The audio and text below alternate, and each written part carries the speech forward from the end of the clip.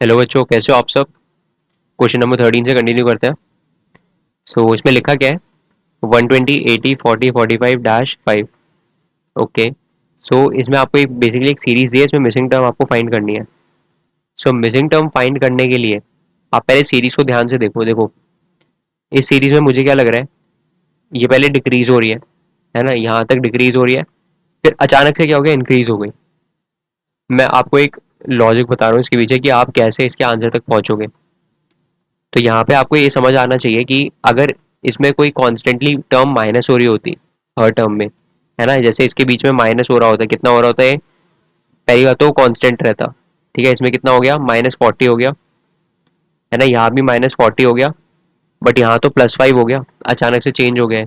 -40 -40, तो नेक्स्ट वाले में क्या हो गया, +5 हो गया अचानक से। ठीक है, जो कि क्या है, एक वैलिड ऑप्शन नहीं है हमारे लिए। तो इसका मतलब इसमें प्लस माइनस वाला तो कोई कंसेप्ट लग नहीं रहा। मतलब टर्म्स को जैसे हम पहले करते थे, ये प्लस माइनस करके, वैसे तो कुछ हो नहीं रहा। अब थोड़ा मल्टीप्लिकेशन वाले पॉइंट ऑफ व्यू से देख लेते हैं। मल्टीप्लिकेशन वाले पॉइंट ऑफ व्यू से मतलब 80 120 का कितना होता है, टू थर्ड होता है।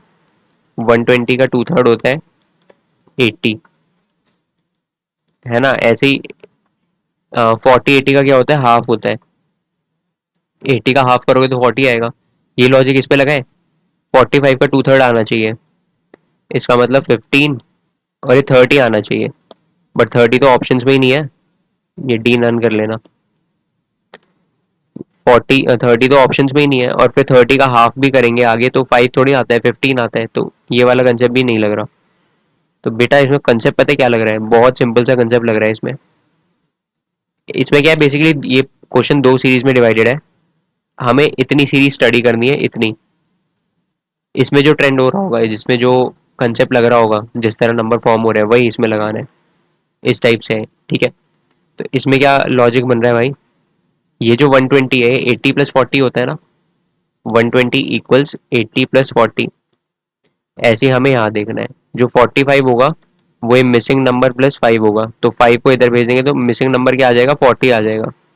अच्छा, लास्ट वाला ऑप्शन 40 है, इसका मतलब लास्ट वाला नंबर 40 लिख लेना। लास्ट वाला नंबर 40 होना चाहिए। ओके, तो लास्ट वाला option is the right option. Okay, ठीक है। चलो अब नेक्स्ट क्वेश्चन करते हैं। इसमें क्या है, 13। नेक्स्ट क्या है, ओ इसमें मुझे कुछ मल्टीप्लिकेशन का कंसेप्ट लग रहा है। चलो देख लेते हैं। 13 नेक्स्ट, कैलसी खोल लेते हैं ना। 41 -15 क्या होता है, 26। ये भी आपके मॉडल का ही क्वेश्चन है। ठीक है, उसके बाद 80 -41, तो ये क्या आ रहा है, 39। अब तक तो दिख गया होगा आपको, 13 की टेबल चल रही है ना। 13 वन टाइम्स क्या होता है, 13।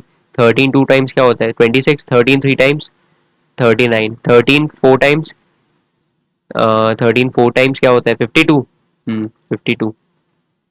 और 13 फाइव टाइम्स 65, तो इसमें 65 ऐड होना चाहिए 132 में, तो ये हो जाता है 197। 197, वेट, तो ऑप्शंस भी गलत दिए गए हैं। 55 8 30 42 एंड यस 52 एंड देन, हाँ यही होना चाहिए। और ये होना चाहिए 7, बेस तो 7 ही आना चाहिए, 5 + 2 7 ही होता है। हाँ, तो इसका आंसर होना चाहिए 197। तो 7 होना चाहिए था।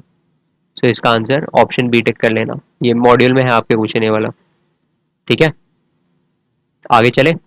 ओके, नेक्स्ट क्वेश्चन क्या दिया हुआ है, 6 17 39 -116, है ना। तो इसके अंदर पहले डिफरेंस वाला कंसेप्ट लगा के देखते हैं। डिफरेंस क्या आ रहा है इसका, 4 + 7 दैट इज 11। डिफरेंस आ रहा है 11। उसके बाद ये क्या डिफरेंस आ रहा है, 22। यहाँ भी दिख गया होगा। 11 की टेबल ही चल रही है। 11 one times 11, 11 two times 22, 11 three times 33। तो डिफरेंस 33 होना चाहिए। 33 + 39 क्या होता है, 33 + 39 क्या होता है, 42 + 30 that is 72, which matches with option A. Okay, अब नेक्स्ट वाला क्वेश्चन नंबर 16 देखते हैं। 16 देखते हैं बेटा जल्दी से। 16 में क्या दिया हुआ है, ये 3 का डिफरेंस है, 6, 12। ओके, ठीक है। तो जो डिफरेंस है उनमें क्या रिलेशन आ रहा है? जो डिफरेंस है 2 टाइम्स नहीं होता जा रहा? 3 का 2 टाइम्स करो 6, 6 का 2 टाइम्स करो 12, अब 12 का 2 टाइम्स करो तो 24, तो डिफरेंस है 24 आना चाहिए। 22 plus 24, what is it? It is equal to 46। So it matches with option A, 46। Okay, यहाँ तक समझ आया बेटा? ठीक है, अब नेक्स्ट वाला क्या है, इसमें कोई डिफरेंस का लॉजिक नहीं लग रहा। ये देखो कितना मिसप्रिंट करते हैं, इसमें कोई डिफरेंस का लॉजिक नहीं लग रहा।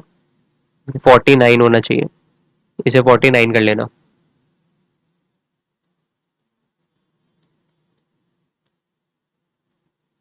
हम्म। तो इसमें क्या लॉजिक लग रहा है बेटा? देखो, 4, 9, 25, 49, ये कुछ देखे देखे नंबर लग रहे हैं आपको? मुझे तो साफ पता चल रहा है ये परफेक्ट स्क्वायर्स है।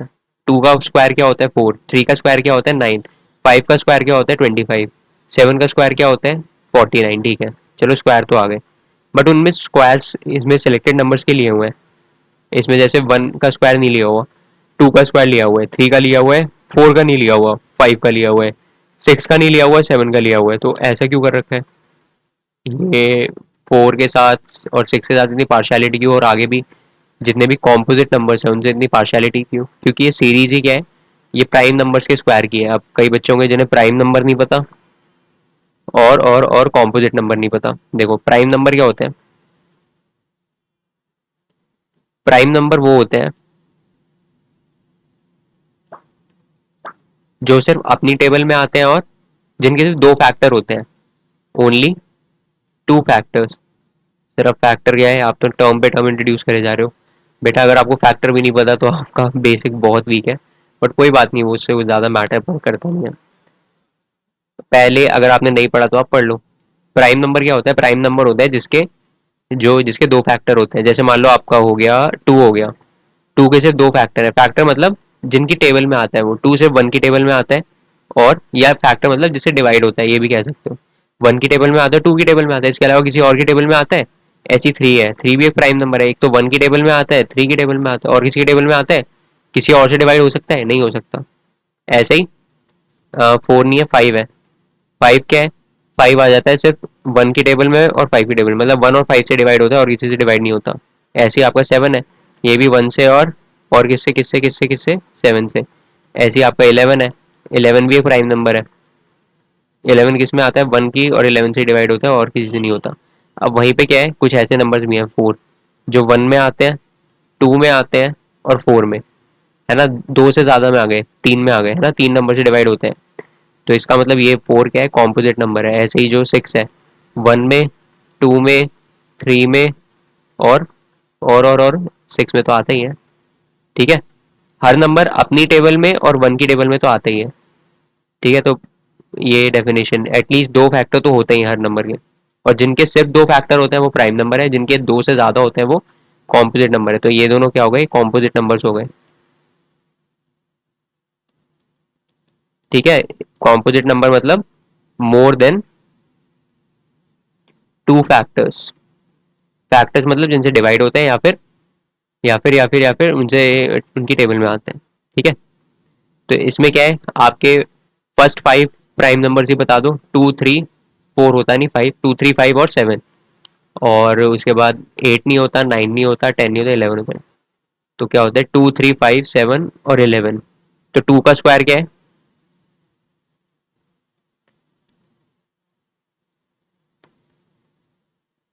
2 का स्क्वायर क्या है? 4। 3 का स्क्वायर क्या है? 9। 5 का स्क्वायर क्या है? 25। 7 का स्क्वायर क्या है? 49। अगला है 11 का स्क्वायर, ये क्या होना चाहिए? 121।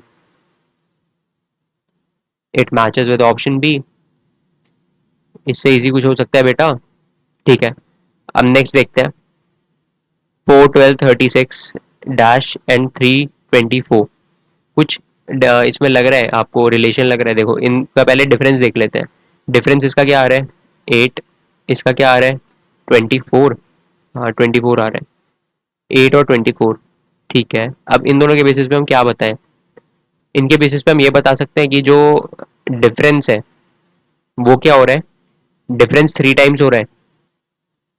डिफरेंस 3 टाइम्स हो रहा है, 8 का 3 टाइम्स करो 24 होना चाहिए, तो अगला डिफरेंस क्या आना चाहिए, वो 24 का भी 3 टाइम्स होना चाहिए। 24 का 3 टाइम्स क्या होता है, 2 1 72, तो 36 + 72 it comes out to be 108।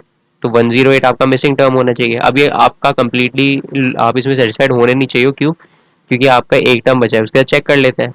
अभी क्या आ रहा था आपका 72, अगला जो डिफरेंस आना चाहिए 72 का भी 3 टाइम्स होना चाहिए। 72 × 3 मतलब 216। तो आपका 108 में 216 ऐड करना क्या आता है, 324। 324 आ गया, आ गया 324। पक्का लॉक कर दूं? ठीक है, तो इसका मतलब आपका जो 108 आपने आंसर निकाला था वो सही था, तो ये सही है। ठीक है, इसे एक और तरीके से कर सकते हो, कैसे, आपको सीधा डिफरेंस ही देखना पड़ेगा इसमें, विदाउट डिफरेंस देखे भी हो सकता है। कैसे, अगर आप ये देख लेते हो कि जो 12 है 4 का 3 टाइम्स है, 36 12 का 3 टाइम्स है, ऐसी जो नेक्स्ट नंबर है वो 36 का 3 टाइम होना चाहिए। 36 का 3 टाइम मतलब 108। अब 108 का 3 टाइम्स 324। समझ आया बेटा? जल्दी बोलो येस और नो।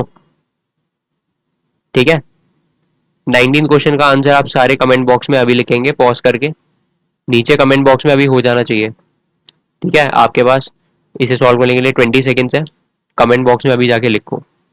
ठीक है, मैं फिर सॉल्व करा रहा हूँ।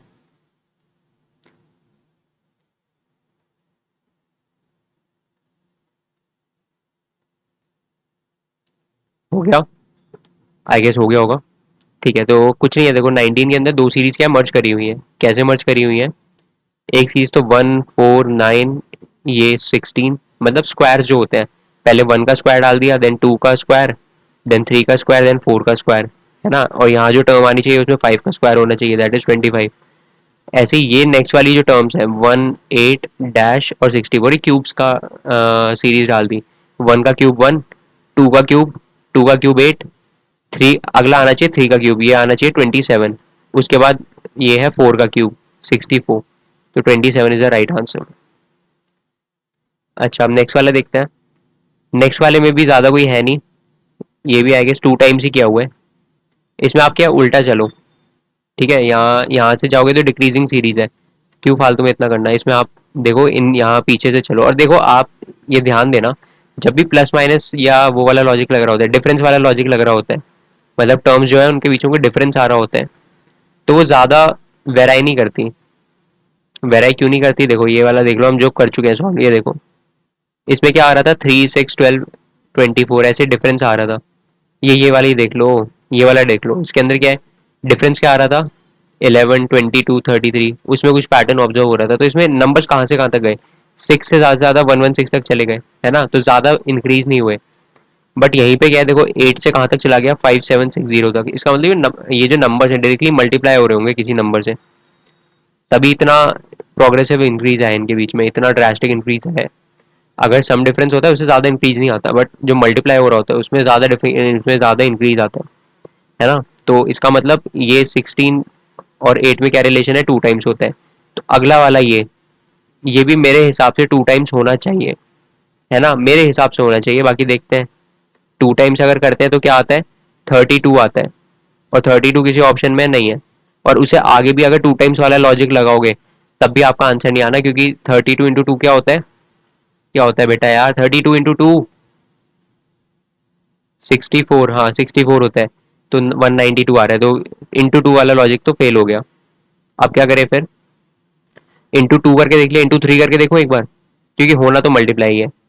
इंटू थ्री करके देखते हैं, 16 × 3 48, ठीक है, 48 × 4, 48 × 4, अब 4 से इंटू करो, तो 48 × 4 192 होता है, 192 × 5 960 होता है, और 960 × 6 5760। ओके, सो मिसिंग टर्म की आ गई directly 48, it matches with option B. और इंटू ऐसे हो रहा है, into 2 into 3 into 4 into 5 into 6 ऐसे करके। समझ आ गया? ठीक है।